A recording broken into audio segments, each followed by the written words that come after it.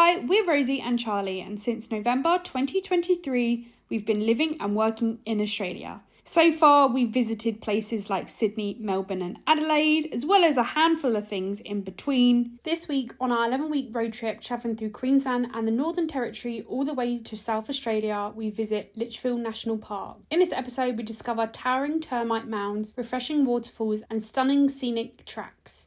Morning everyone, we have made it to Litchfield National Park, or at least should I say we've made it back to Litchfield National Park. 6 days ago we spent a day exploring this area, so let's rewind and go back to that day. We are heading from Nitmaluk National Park, or Catherine, driving about 2 hours 45 this morning to Litchfield National Park, which is north and on the way to Darwin. So we're spending the day there and then returning in a few days, but the plan is to drive there, see the termite mounds because apparently they're humongous, do a falls walk and then drive halfway to then be close to Darwin tomorrow.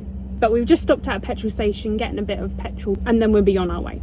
For some reason Charlie and I have super bad luck. This is our situation right now. Tyre blew. It's all the way over there, I don't know if you can see it. So we've had to take everything out the back to get the tools. Charlie's then had to figure out how to use everything. Oh my god, look at that wheel. No. So there it is.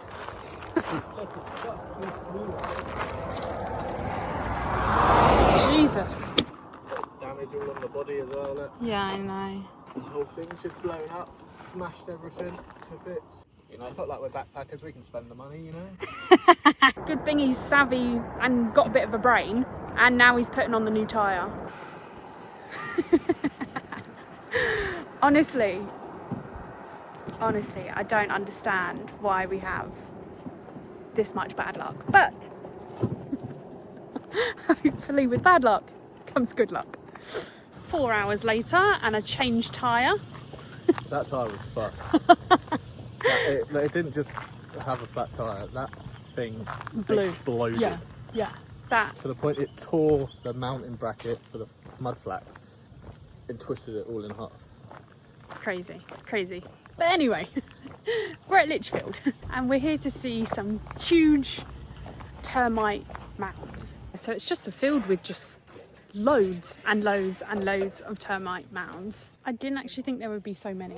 They're pretty big though, it's quite impressive. Yeah, really big. Well, you see termite mounds pretty much all the way through. Yeah, but only less than a metre long. Yeah, and these ones are supposed to be, what, 5 metres? Yeah, up to 5 metres. Yeah. And he said, fun fact, is the way to know if they're alive or dead termite mounds, the ones that are alive have sharp serrated edges at the top, and the dead ones don't. There you go. Always good to be close to a tour guide. Get all the details without actually having to pay. Exactly. Cheeky fuckers went past us when we had a blown tyre anyway. They didn't stop, did they? And they also have humongous ones. This one's called a cathedral.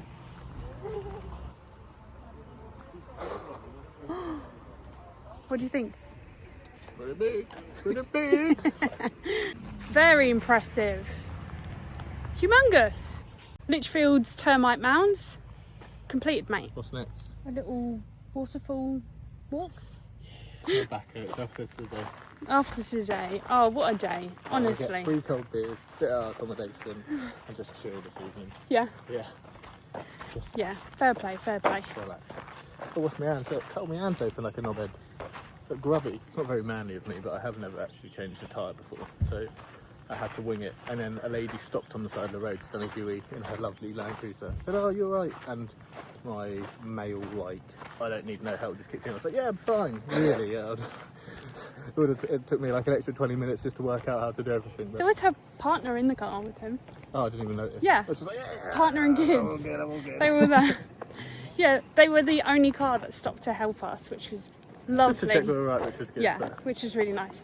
But I said to Charlie, like, he done such a good job with it. I felt stressed maybe once, but he dealt with it so well. Like, I just was kind of like, let's hope Charlie knows what he's doing. He didn't. There you go. But he's done it. He's figured it out. And you've done it in what, like an hour, maybe less? Yeah, maybe less. The longest time was working out how the jack worked. And then I got it up and it was on an angle, and then I was worried that I couldn't get the tyre on because the jack didn't go high enough. Yeah. But then I like scrubbed out some stones and just got it off. Yeah. What a day. What a day.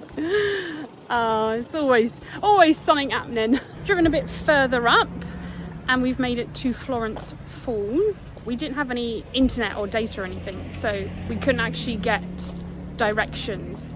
Technically showed me that we were driving on no road, it was just bush. But we got here in the end. There you go, Florence Falls in the background. So busy. Because of everything that's happened, Charlie's not feeling a walk, but this walk down to the plunge pool is 22 minutes, and I think it's about like 100 and something steps to get down to the bottom. So other people were thinking the same thing, like we don't actually want to walk down, we just want to see the lookout. The lookout's down there, but it gets so busy and people don't have personal space, which we love. Charlie was saying, why is it so busy? Well, think of it as the Blue Mountains of Sydney. So the Blue Mountains are an hour and a half from Sydney. Litchfield National Park is an hour and a half from Darwin. So if you're coming here, this is the best option to do. So that's probably why. But people come specifically to Florence because it's easy to get to and extremely inviting for swimmers and apparently cliff jumping.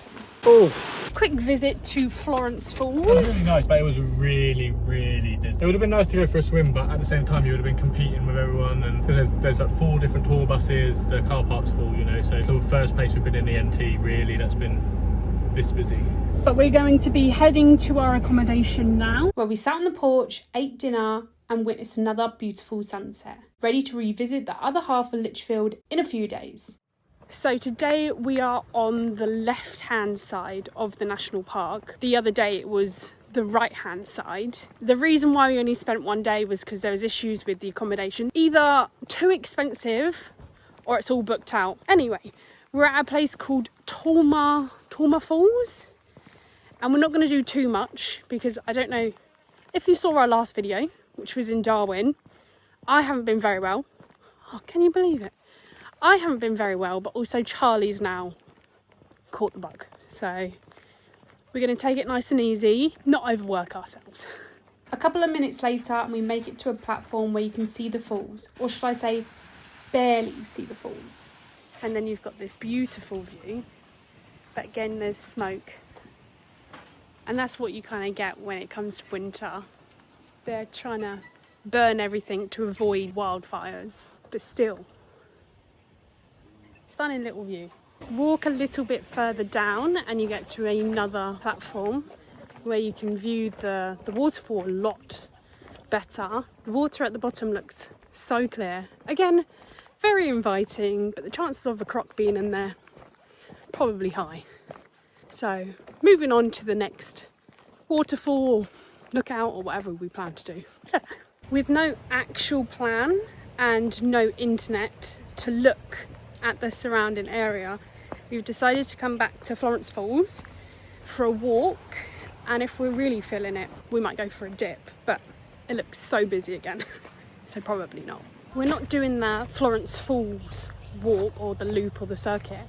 We've decided to do the little trail, like an easy walk that's called Booley Rock Hull, walking just along the creek, the Florence Creek, and it's quite popular. I guess that's probably a quieter area than the hustle and bustle of the actual falls. Not sure if you can hear me, but a little bit further up that walk you get to this mini falls